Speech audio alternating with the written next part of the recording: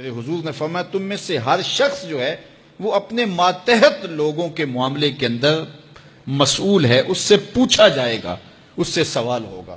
آپ اگر ایک باپ ہیں تو 8 4 5 بچے آپ کے زیر کفالت ہیں، تو ان کے معاملات کے آپ ذمہ دار ہیں۔ اگر آپ ٹیچر ہیں تو شاگردوں کے معاملات کے ذمہ دار ہیں۔ اگر آپ ایک فیکٹری بنائی ہے اور 200-300 لوگ وہاں کام کر رہا ہے، تو جتنی آپ کی ذمہ داریاں جو ہے وہ بنتی ہیں تو ان کو وہاں آپ نبھائیں گے۔ اور اگر آپ ہادی قوم ہیں، رہنمائی قوم ہیں، تو پھر اس حساب سے آپ کی ذمہ داریاں بنتی ہیں۔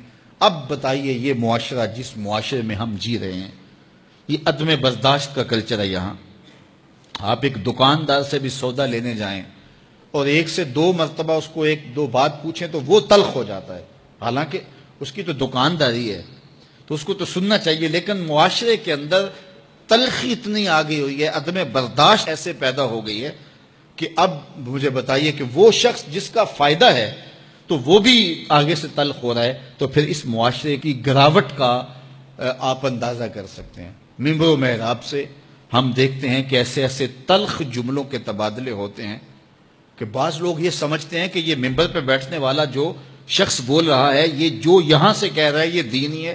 ہمارے ہاں اتھارٹی اللہ کے رسول ہیں صلی اللہ علیہ وآلہ وسلم۔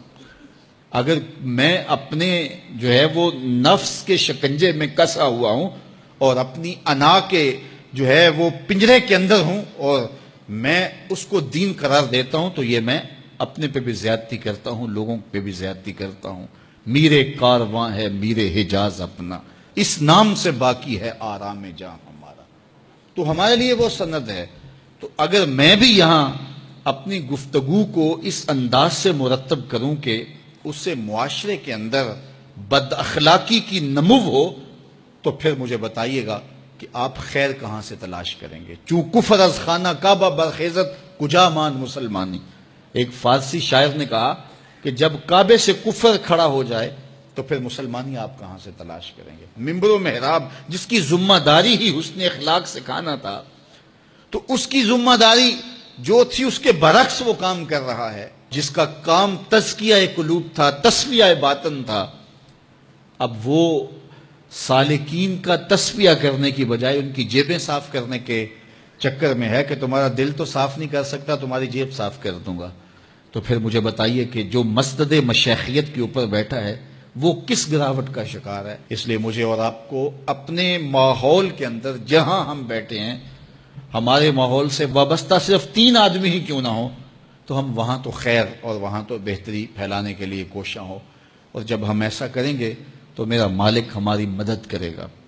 تو یہ وہ نمایاں چیزیں ہیں ہمارے دین کی، حسن اخلاق اور حیا۔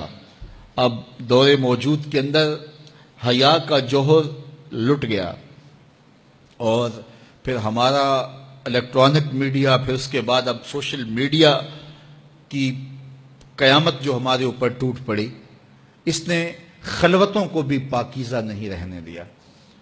تو حیا کا حقیقی جوہر موجود ہوگا تو پھر خلوت ناپاکیزہ نہیں ہو سکتی، پھر خلوت کے اندر بھی روشنی اور جالا اور چراغاں ہی رہے گا۔ تو ایک تو ہم نے اپنی اور اپنی نسل اور اپنے جو بھی جن کا ذمہ ہمارے ذمہ لگایا گیا ہے، ان کو حیا کی اس دولت کے ماحول کو فراہم کرنا ہے۔ اور دوسرا، ہم کبھی بھی اپنی اولاد سے، اپنے شاگردوں سے، اپنے حلقہ احباب سے، اپنے دوستوں سے کبھی بھی بدخلقی کی بدبو اور نفرت کو کبھی بھی پھیلنے نہ دیں۔ جس سے آپ کا اختلاف بھی ہے اس کے ساتھ بھی اس نے سلوک کرنے کی تلقین کی گئی ہے۔ وَجَادِلْهُمْ بِالَّتِي هِيَ أَحْسَنُ، حالانکہ مجادلہ ہے ان سے، لیکن یہاں حسن نہیں کہا۔ طلباء موجود ہیں، احسن اس میں تفضیل کا صیغہ ہے، سپرلیٹو ڈگری، یعنی آپ جس سے مجادلہ بھی کریں تو اس میں صرف حسن ہی نہیں ہے بلکہ احسن، یعنی اس سے مجادلے میں بھی تمہارا انداز اتنا خوبصورت ہو کہ دل مو لینے والا ہو۔ تو دور موجود کے اندر جہاں ہم اپنے ہمسایوں سے، رشتہ داروں سے، اپنے ملنے والوں سے، معاشرے میں، چلتے ہوئے بازار میں، گزرگاہوں میں لوگوں کے ساتھ رویے، تلخ جملے اور جو ہمارا انداز تکلم ہوتا ہے، یہ ہمارا دین کیا کوئی بھی صائب معاشرہ اس کی اجازت نہیں دیتا.